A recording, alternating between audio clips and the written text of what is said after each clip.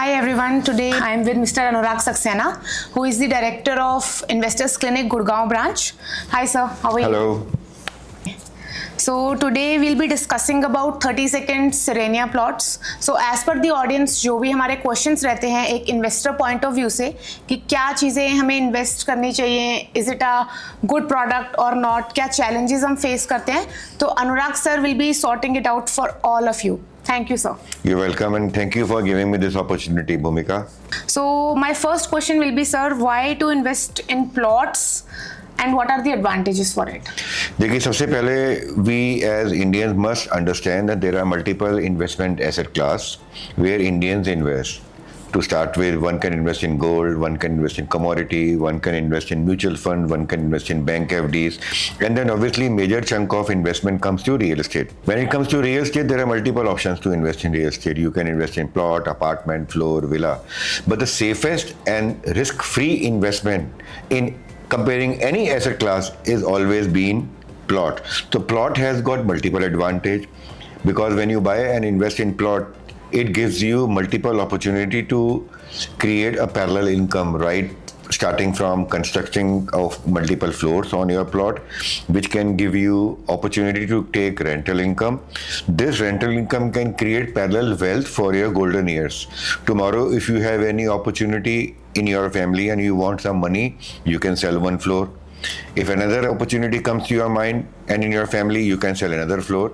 If you want to retain one floor for your future second home opportunity, then you can retain one of the 4 floors which you can make on your plot. Right. So with plot, in case if you do not construct, plot is the safest investment as I mentioned. If you can sell it anytime when you want to, and plot always gives you highest appreciation as compared to any asset class comparing across the globe. So thank you so much for the detailed answer, Anurag sir. I really appreciate it. I hope अभी investment point of view से the doubt कि plots में क्यों invest करना चाहिए is more clearer. So moving ahead with second question, sir. एक कहीं पे भी हम लोकेशन की बात करें जहाँ पे भी हम इन्वेस्ट करते हैं तो लोकेशन बहुत मैटर करती है कि एरिया क्या है. तो now my next question will be why to invest at national highway property as compare to a normal one. See, Bhumika to start with मैं दिल्ली एनसीआर से एग्जांपल दूंगा. आज दिल्ली की अगर हम बात करें जो सबसे महंगे रीसेल के प्लॉट जिस अपॉर्चुनिटी में अवेलेबल हैं वो हैं GK1, GK2, south X1, south X2, defence colony, new friends colony, Rajouri garden, Lutyens zone, right, Maharani Bagh. इन सब में एक चीज़ कॉमन है, ये सारे के सारे जो लोकेशंस हैं ये नेशनल हाईवे के या तो लेफ्ट में है या राइट में. और अगर हम दिल्ली के इंटीरियर पार्ट में जाते हैं तो वहाँ पे रीसेल का रेट इस लेवल पे अप्रिशिएट नहीं हुआ. Number 1 advantage to invest on national highways. Similarly एक और एग्जांपल दूंगा मैं आपको. गवर्नमेंट फ्यूचर में जो भी इंफ्रास्ट्रक्चर ग्रो करती है एक शहर के अंदर में, एक ऐसी सिटी का इंफ्रा ग्रो करती है, मेट्रो का लाना, वो सब नेशनल हाईवे के लेफ्ट या राइट पे आता है.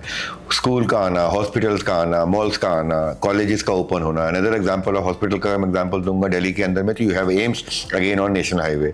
तो नेशनल हाईवे पे अगर आपकी प्लॉटेड डेवलपमेंट में आप इन्वेस्ट करते हैं, दैट टू एक गेटेड कम्युनिटी हो जिसमें क्लब और एमिनिटीज भरपूर हो, तो उसका प्राइस फर्दर अप्रिशिएट होगा.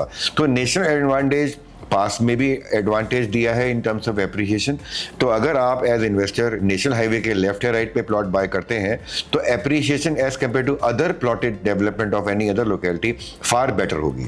इसी क्वेश्चन के साथ मैं लिंक करके ये पूछना चाहूँगी सर आपसे कि ये पर्टिकुलर प्लॉट का जो लोकेशन है वो कहाँ पे सिचुएटेड है, and apart from that it's in Goa, but Goa के किस पार्ट में है और उस पर्टिकुलर एरिया की स्पेशलिटी क्या है? देखिए गोवा आज एक इमर्जिंग स्टेट है.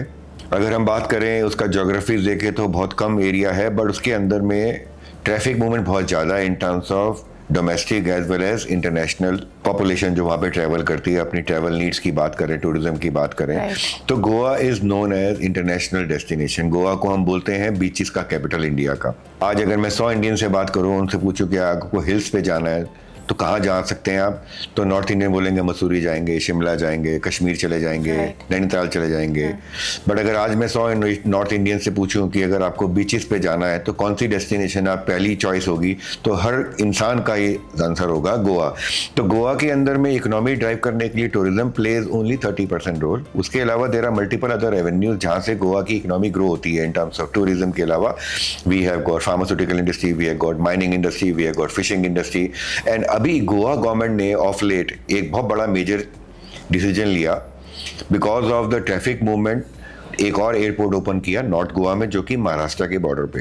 अब एयरपोर्ट अपने आप में एक इकोसिस्टम डेवलप करता है। Right. हम सब जानते हैं दिल्ली और गुड़गांव के बीच में जो दिल्ली एयरपोर्ट है, आज अगर ये दिल्ली एयरपोर्ट फरीदाबाद के बॉर्डर पे होता तो जो गुड़गांव आज है वो शायद आज फरीदाबाद होता।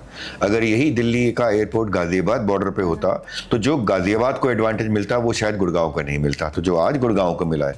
तो महाराष्ट्र गोवा के बॉर्डर पे अगर हम एयरपोर्ट नया ऑलरेडी 2022 में चालू हुआ था जिसका नाम मोपा एयरपोर्ट है, तो 40 किलोमीटर महाराष्ट्र और 40 किलोमीटर गोवा का जो डायमीटर है इसके अंदर सबसे ज़्यादा एडवांटेज होने वाली है। और गोवा गवर्नमेंट ने सबसे बड़ा इनिशिएटिव क्या लिया, not one not two but there are multiple initiatives.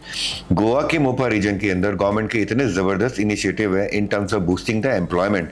Number 1 वहीं पे फिल्म सिटी आने वाली है। नंबर 2 मोपा एयरपोर्ट के पास ही एरो सिटी आने वाली है मोर देन 200 एकर्स के अंदर में। नंबर 3 IT के बहुत बड़े पार्क्स आने वाले हैं जहाँ IT कंपनीज ऑपरेट होंगे in time to come. Number 4 industrial hub आने वाला है नॉर्थ गोवा के अंदर अगेन मोपा एयरपोर्ट के एरिया के अंदर में। नंबर 5 BCCI का क्रिकेट स्टेडियम आने वाला है। नंबर 6 एक बहुत बड़ा अम्यूजमेंट कम थीम पार्क आने वाला जो फर्दर टूरिज्म को बूस्ट करेगा। एंड मोस्ट इंपॉर्टेंट, हम सब जानते हैं कि गोवा एक इकलौती स्टेट है जिसके अंदर कसिनो लीगल है। Right. लेकिन अभी कसिनो होता है पानी पे। अब गोवा गवर्नमेंट ने 270 एकड़ का लैंड ईयरमार्क किया अगेन मोपा रीजन के अंदर में, गोवा मोपा रीजन के अंदर में, जहां पे गवर्नमेंट प्राइवेट भी प्लेयर्स को अपॉर्चुनिटी देगी गोवा कैसीनोज बनाने के लिए ऑन लैंड एंड गोवा की गवर्नमेंट खुद बनाएगी।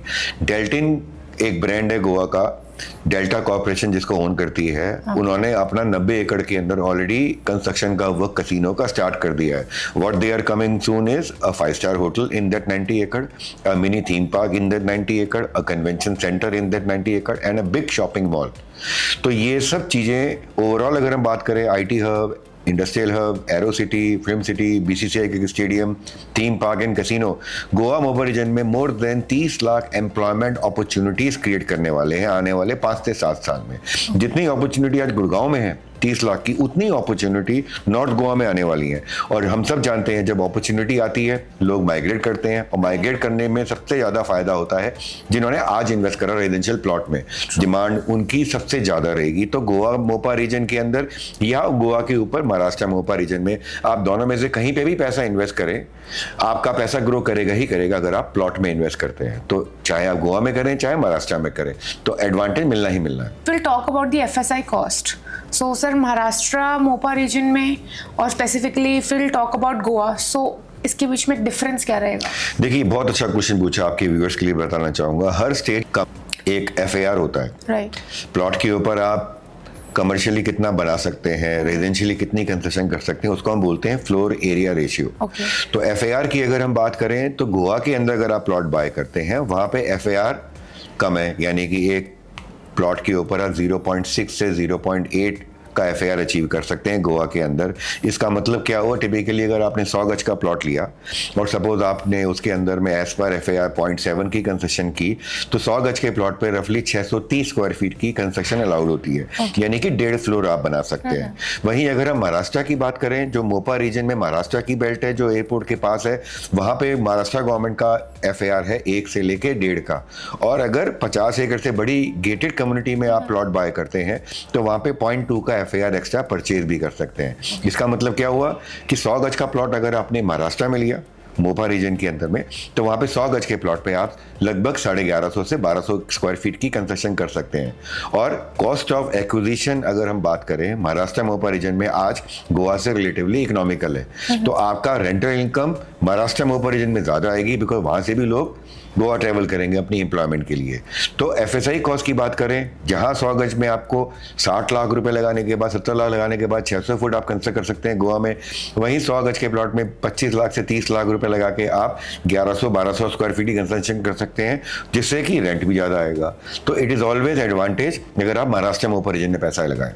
और अबाउट द इन्वेस्टमेंट पार्ट की, हम कहाँ पे इन्वेस्ट कर सकते हैं, एरिया कैसा होगा, एप्रिसिएशन कैसा होगा? नाउ सर एक बेसिक क्वेश्चन हमारे इन्वेस्टर्स को आता है कि किस डेवलपर के साथ इन्वेस्ट करें। So can you please brief us about the 30 second build a background?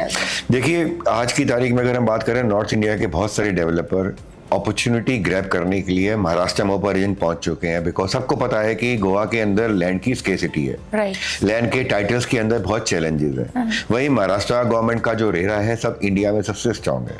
तो बहुत सारे डेवलपर्स आज नॉर्थ गोवा में महाराष्ट्र मोपा रीजन में अपनी प्लॉटेड कॉलोनी लेके आ रहे हैं। To name few, Exxon developer, वहाँ पे बहुत अच्छा ग्रुप है।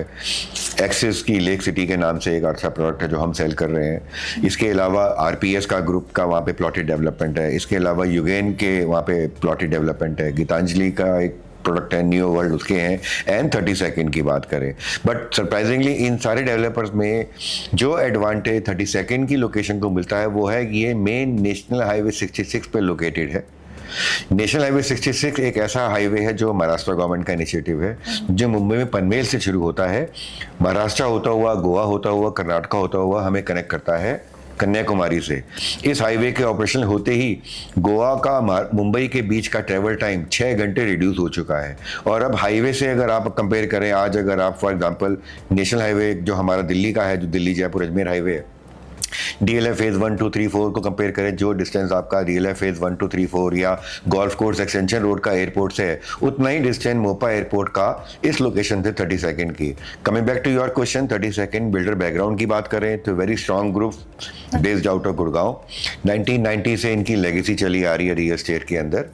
गुड़गांव के अंदर में 32nd माइलस्टोन से इस ग्रुप को जाना जाता है। ये एक ऐसा माइलस्टोन क्रिएट किया इन्होंने, आज ये उसी का रिप्लिका गोवा के अंदर लेके आ रहे हैं। इन्होंने यहाँ पे जो ट्रेंड सेट करा, दिल्ली एनसीआर का पहला discotheque by the name fireball इन्होंने बनाया। दिल्ली एनसीआर की पहली बॉलिंग एली इन्होंने यहाँ स्टैब्लिश की दिल्ली जयपुर हाईवे पे। दिल्ली एनसीआर का पहला F&B हब भी इन्होंने यहाँ पे डिज़ाइन किया।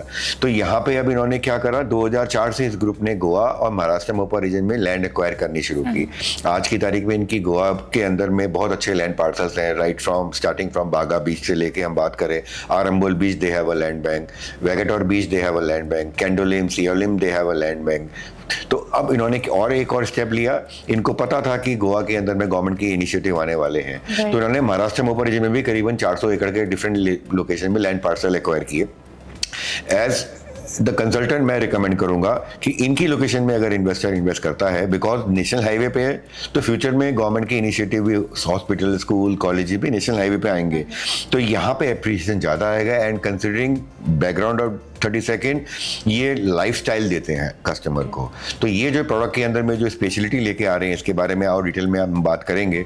तो कस्टमर को इस प्रॉपर्टी में इन्वेस्ट करने में मिलता है पीस ऑफ माइंड, बिकॉज एक रेप्यूटेड डेवलपर की प्रॉपर्टी में वो बाय कर रहे हैं, एक गेटेड कम्युनिटी में लिविंग में बाय कर रहे हैं, जिसको फ्यूचर में 5 स्टार ऑपरेटर ही ऑपरेट करेगा। Moving ahead, the next question, Anurag sir, who will be the ideal buyer for Serenia plots according to you? Like ये एक investor friendly approach है या फिर as an end user भी हम invest कर सकते हैं? देखिए, एज इन्वेस्टर मैं कहूँगा इस लोकेशन में दोनों कस्टमर के फुटप्रिंट्स आ सकते हैं। अगर एक इन्वेस्टर है, आज उसने इन्वेस्ट करा, आज उसको हम जो रेट ऑफर कर रहे हैं उस रेट के अंदर अगर आज वो एंटर करता है, 4 से 5 साल में 4 से 5 गुना रेट एप्रिसिएशन होगा ही होगा।